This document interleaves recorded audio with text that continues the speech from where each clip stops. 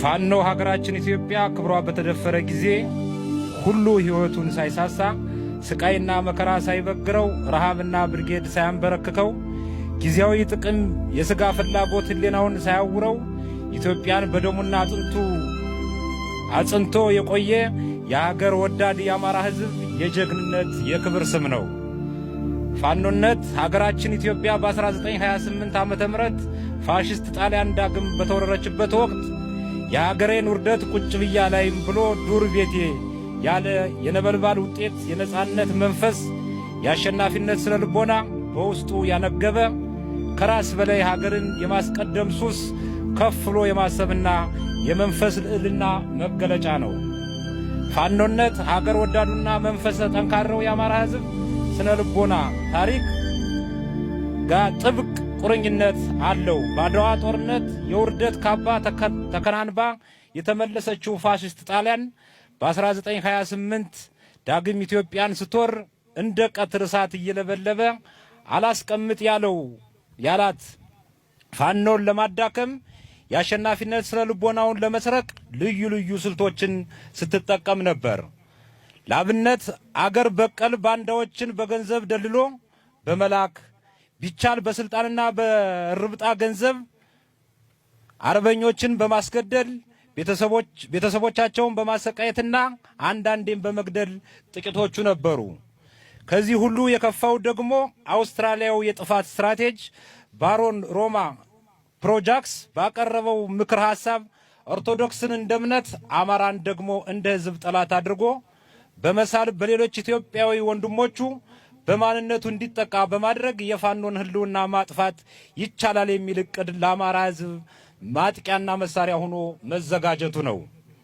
አይበገሬው ፋኖ በወቅቱ የደረሰበትን ልዩ ልዩ የጥፋት እቅዶችና መጠነ ሰፊ በደሎች ሁሉ ተቋቁሞ ነፍጡን እንዳነገበ በዱር በገደል እየተዋደቀ በመከራ ሳይንበረከክ በፍርሃት ሳይናድና ክብሩን በነዋይ ሳይሸጥ ውድ ዋጋ ከፍሎ ደንበር ጥሶ የመጣውን የፋሽስት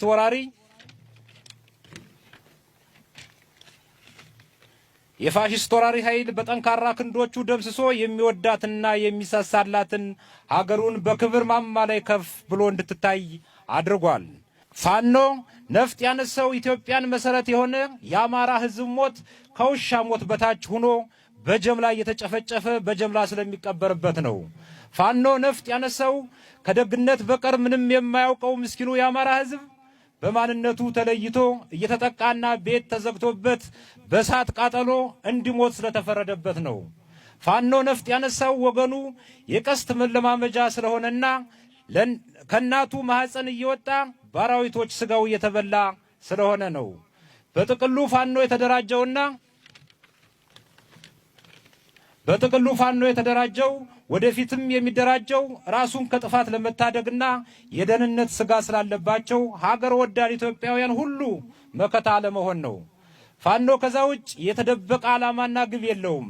ፋኖ በታሪክ ውስጥ ለማንም ስጋት ሆኖ አያውቅም፣ ወደፊትም አይሆንም። ፋኖን በስጋት ለምትመለከቱና ፋኖነት ላልገባችሁ ወንድሞቻችን እንድትረዱን የምንፈልገው ደግሞ ፋኖ እንደ ሕዝብ ሲበዛ ፈጣሪን የሚፈራ እንግዳ ተቀባይ ሌሎችን አቃፊና ባህላቸውንም የሚያከብር የራሱ የሆነ የግሉ ሕይወት ያለው አራሽም ቀዳሽም ነው። ሰው በመግደል አያምንም፣ ክብሩ ሲነካ ብቻ አራስ ነብር የሚሆን በአሁኑ ሰዓት የኢትዮጵያ ዋልታና ማገር የሆነው የአማራ ሕዝብ የተደቀነበትን የህልውና አደጋ ለመቀልበስ ከምንጊዜውም በላይ መረዳዳት፣ መነጋገር፣ መደጋገፍ እንዲሁም መደማመጥ የሚጠበቅብን ታሪካዊ ወቅት ላይ እንገኛለን። በውስጣችን ያሉትን ጥቃቅን አጀንዳዎች ወደ ጎን በመተው ከብረት የጠነከረ የአንድነት መንፈስ በመፍጠር የተደቀነብንን አደጋ ሰብረን በነጻነት የመኖር ህልውናችን እናረጋግጣለን ሲል በዚህ አጋጣሚ ፋኖ ጥሪውን ያቀርባል።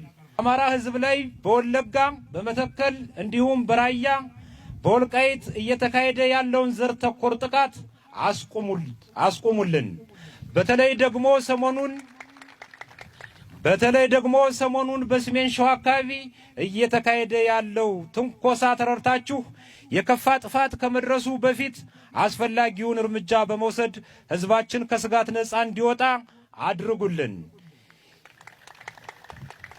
ይህንን ማድረግ ካልቻላችሁ ግን በህዝባችን ላይ የሚደርሰውን አደጋ ለመከላከል ሲል ፋኖ የማንንም ፍቃድ ሳይጠይቅ አስፈላጊውን እርምጃ ለመውሰድ ይገደዳል።